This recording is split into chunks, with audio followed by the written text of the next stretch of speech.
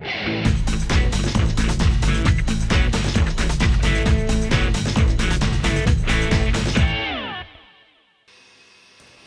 this tutorial, I'm going to show you how to accurately bore the hole down the centre of a lamp stem, the process of long hole boring.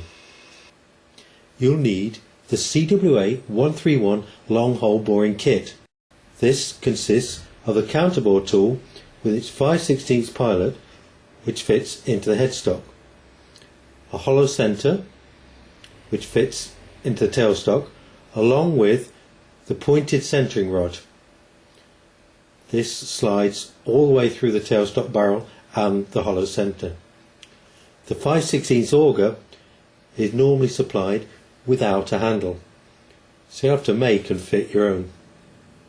Start by mounting the lamp blank between the standard centres in the conventional way, but do make sure that the headstock centre is driven well into the end for a really positive grip, because you can't apply lots of pressure with a hollow centre later.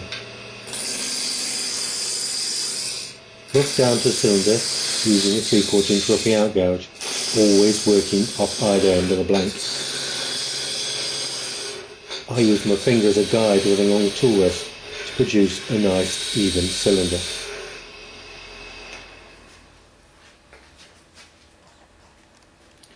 I always do the boring at this stage before I actually turn the profile to make sure everything always ends up truly concentric.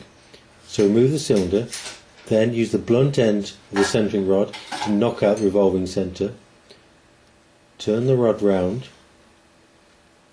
slide the hollow centre over the rod, locate your blank back on the 4-prong drive centre, bring the tailstock up, push the rod through the centre into the hole left by the revolving centre, then wind in the tailstock barrel, making sure it bites really well into the end.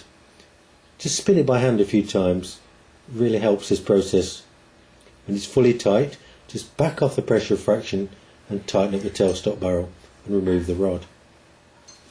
It's always a good idea to drop the lathe speed down a bit to its slowest to avoid overheating the hollow centre, because this doesn't spin with the timber.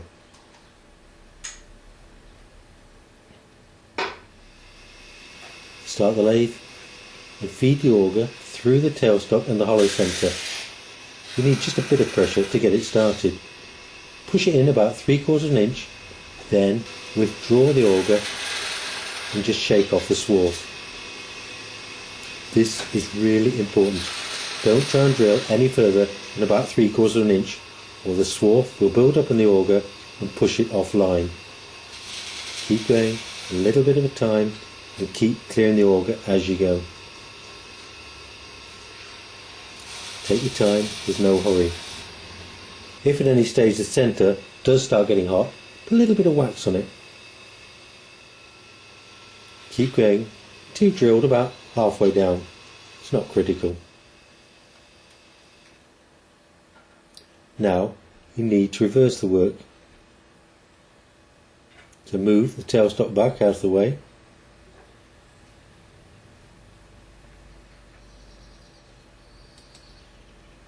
Remove the standard 4-prong drive centre and replace it with the countable tool. Remember, this has the 5/16 pilot, which should be a nice sliding fit in the hole you've already bored. Just give it a few taps with a soft face mallet to make sure it's seated securely. Fit this back in the headstock. Slide the rod back through the tailstock to line up the hollow centre with the end. Wind in the tailstock barrel as we did before. Back off the tensioner fraction, tighten up the barrel. You're now ready to bore from the other end.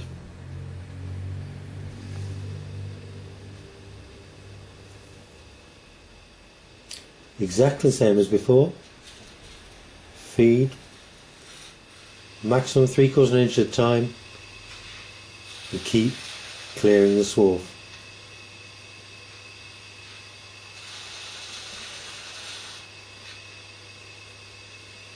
will take some time. Just be patient. And just occasionally feed the auger in and don't make a cut. This just has the effect of removing any loose swarf that's building up in the hole.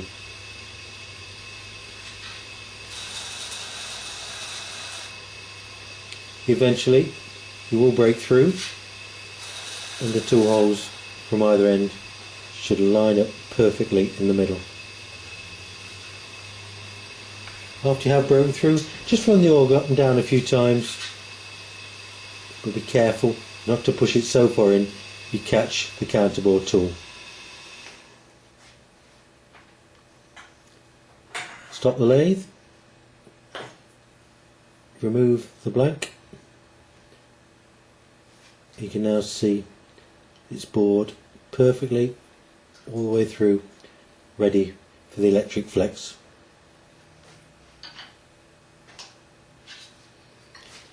Continue turning by removing the hollow centre and replace it with your standard revolving centre. Refit the blank on the counterbore tool, bring up your tailstock centre, tighten up. You're now ready to turn the finished profile.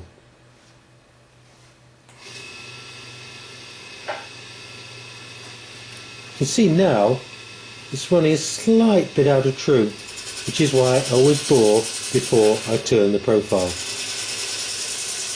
Doing it this way, it's got to be concentric.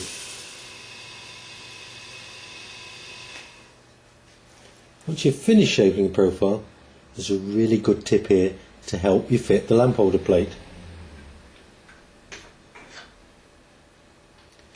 Just take the tool rest out of the way, take the tension off the drive wings of the counterbore tool by slacking off the tailstock and pulling the blank backwards, then hold it tight, start up the lathe and then wind the blank back onto the spinning counterbore tool.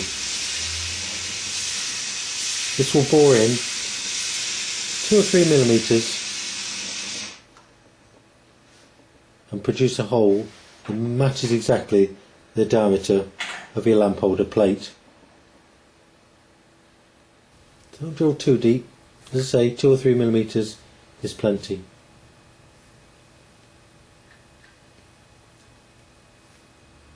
You can see the plate sits in really neatly.